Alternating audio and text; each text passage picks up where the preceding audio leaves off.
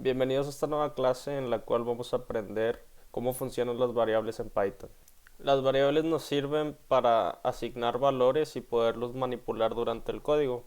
La asignación de variables tiene ciertas reglas las cuales veremos a continuación.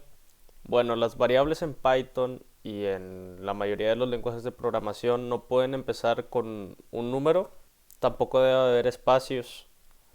Para sustituir los espacios podemos utilizar el guión bajo. En un momento vamos a ver algunos ejemplos ya en el intérprete. Bueno, no podemos usar palabras reservadas como los tipos de datos. No podemos usar la palabra list, no podemos usar la palabra int, ni ninguna palabra reservada en Python. Hay una buena cantidad de palabras reservadas. Tampoco podemos usar símbolos, no podemos iniciar una variable con el arroba o con el signo de pesos, el signo de por ciento o cualquier otro símbolo. Para una documentación más detallada y para buenas prácticas en Python, les recomiendo la documentación PEP8. Está en internet y sin problema pueden revisarla. Les voy a dejar el link abajo en la descripción para que puedan ahí leer un poco más sobre las buenas prácticas en Python. Una de las ventajas y comodidades que nos brinda Python es el Dynamic Typing, que se podría traducir como una escritura dinámica en las variables, a diferencia de, por ejemplo, C o C++, que debemos de establecer de qué tipo de dato es esa variable. En Python sin problema podemos utilizar la variable con el tipo de dato int y después reasignar a esa misma variable un string o después hacerla una lista o un diccionario. Ahora que sabemos las reglas de las variables en Python, es hora de pasar al CMD para hacer algunos ejemplos. Una vez en el CMD, lo primero que hay que escribir es Python para que nos mande al intérprete. Y una vez en el intérprete podemos empezar con el código. Lo primero que vamos a hacer es asignarle a la variable x el número 10. Como podemos ver, no hubo ningún error, no nos marcó ningún error. Y si nosotros ponemos la letra x, nos va a arrojar el número 10 sin problema. Esto quiere decir que lo hicimos correctamente. Después vamos a asignarle el número 5 a la variable y. Si le ponemos la letra y, nos va a aventar el 5. Y podríamos sumar la variable x y la variable y nos arrojaría el número 15 sin problema. También podríamos asignarle a una nueva variable la suma de x y y. La variable z debería tener el número 15. Y lo podemos ver al igual que los ejemplos anteriores, poniendo la letra o el nombre de la variable y dándole enter. En caso de que nosotros queramos poner un símbolo como nombre de variable, nos va a marcar un error. En este caso yo supuse que estoy en lo correcto de poner la diagonal como un nombre de la variable y nos va a marcar un error. Como podemos ver, nos dice que es un error de sintaxis porque los símbolos no pueden ser un nombre de variable. Por ejemplo, el arroba, si le asigno cualquier número, me va a marcar igual un error de sintaxis. Y esto no tiene que ver con el tipo de dato o con alguna cosa, le podemos asignar un string y también nos va a marcar un error debido a que son símbolos.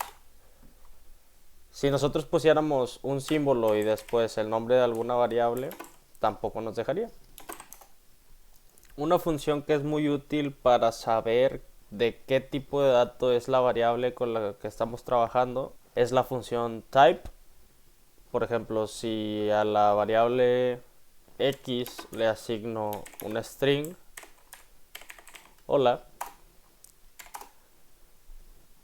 podemos usar la función type para saber qué tipo de dato es esa variable. En este caso me va a marcar que es un string. Como podemos ver, nos regresa la palabra reservada, la cual lo vimos en el anterior video, que en este caso es str. En caso de que sea un int va a ser un int. Si es lista nos va a mandar list. Por ejemplo, podemos hacer una variable que se llame lista, la cual puede tener tres elementos: int, Y si utilizamos la función type, nos va a regresar que es una lista. Y esto es muy útil porque cuando estamos trabajando con códigos muy largos y queremos saber el tipo de dato de cierta variable específica, lo podemos utilizar sin problema.